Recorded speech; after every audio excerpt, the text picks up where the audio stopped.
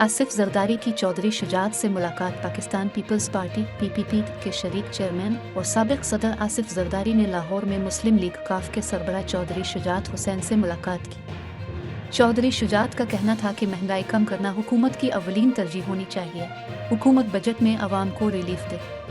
साबिक सदर आसिफ जरदारी ने चौधरी शुजात से उनकी रहायशगाह पर मुलाकात की, जिसमें वफाकी वजीर चौधरी सालिक, चौधरी शाफे और चौधरी सरवर भी शरीक थे। चौधरी शुजात का कहना था कि सियासत बाद में भी होती रहेगी, पहले अवाम की फलाह का सोचना होगा। सियासी रंजिश को ज़ाती रंजिश ना बनाएं, मुल्क का सोचें। उनका कहना था कि सरकारी मुलाजमीन की तनख्वाहों और पेंशन में भी इजाफा किया जाए, बजट टैक्स फ्री होना चाहिए।